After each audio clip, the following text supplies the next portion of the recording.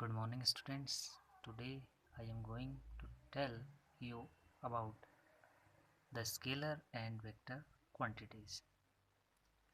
On the basis of magnitude, direction, and rules of addition, all physical quantities are classified into two groups. These are scalars and vectors. Now, first coming to the scalar. A scalar quantity is one whose specification is completed with its magnitude only. Means if a physical quantity is completely specified by its magnitude only, then it is known as scalar quantity. For example, mass, temperature, energy, length, and there are many other examples.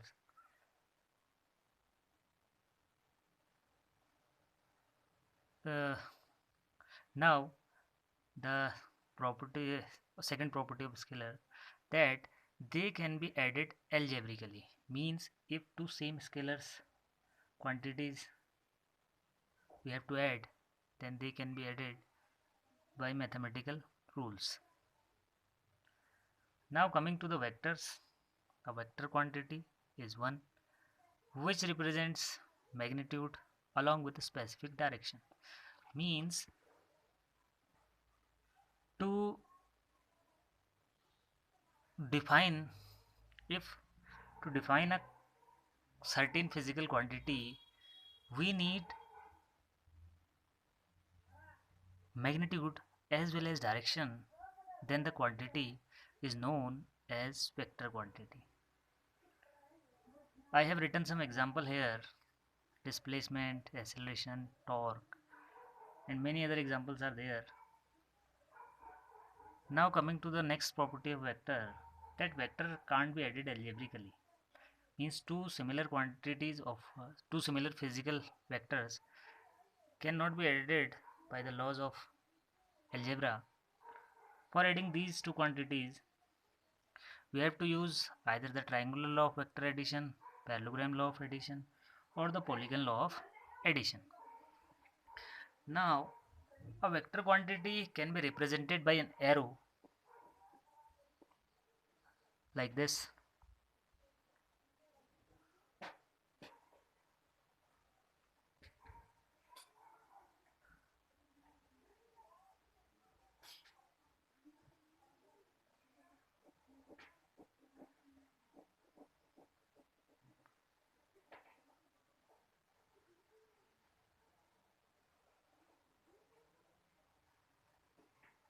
Let this is O and this is E. Then this one is known as tail, and this one is known as head. And the vector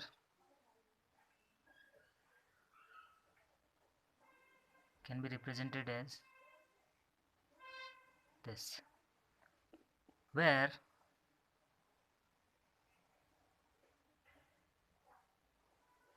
OA means the length of this portion will represent the magnitude of the vector.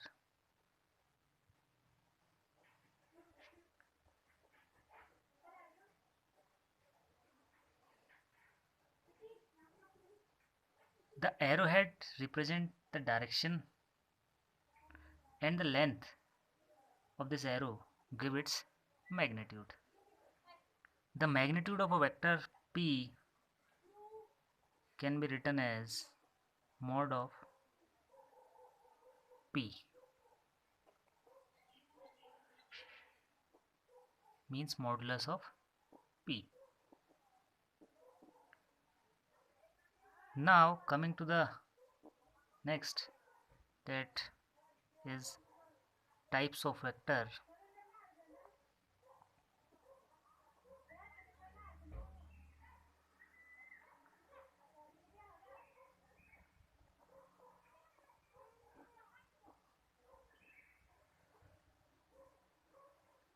Vectors can be classified as polar vectors,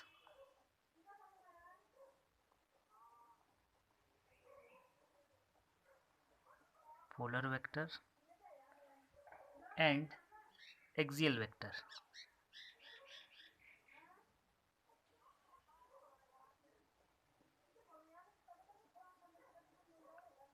Axial vector.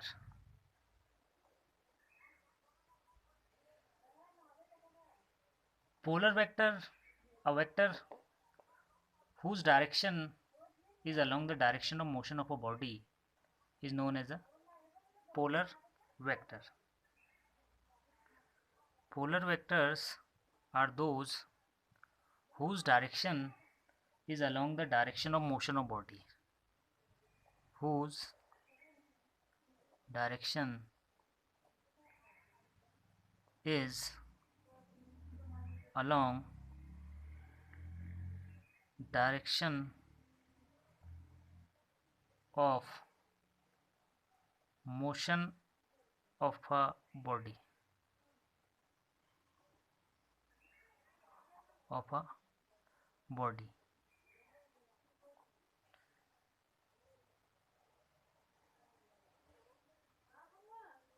or the vectors producing straight line effect are called polar vectors. Some of the examples of polar vectors are force, momentum, velocity,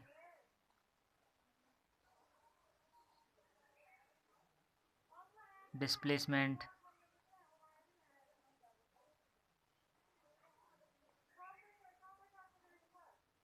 these are the examples of polar vector. Now coming to axial vector, a vector whose direction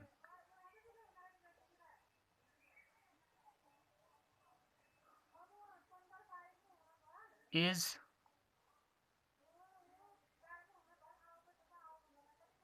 along the axis of rotation,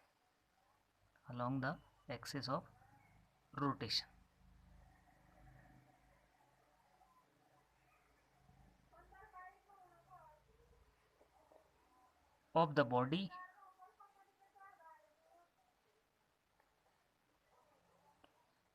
a vector whose direction is along the axis of rotation of the body is known as axial vector.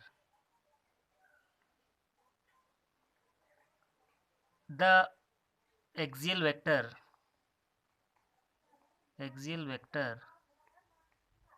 produces rotational effect on the body. Rotational effect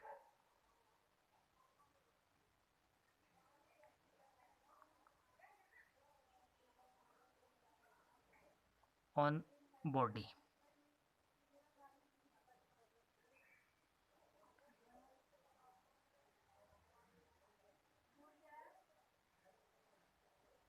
Examples of axial vector are angular velocity,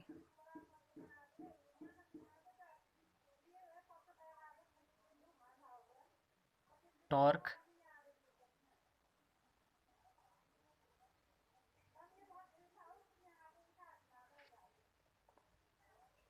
angular momentum,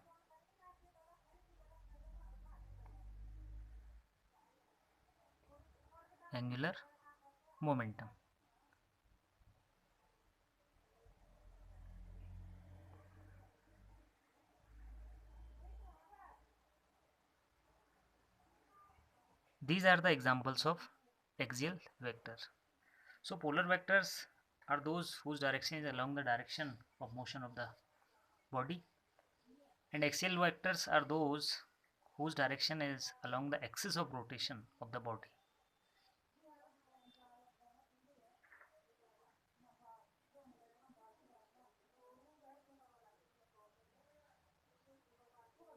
Polar vector produces straight line effect,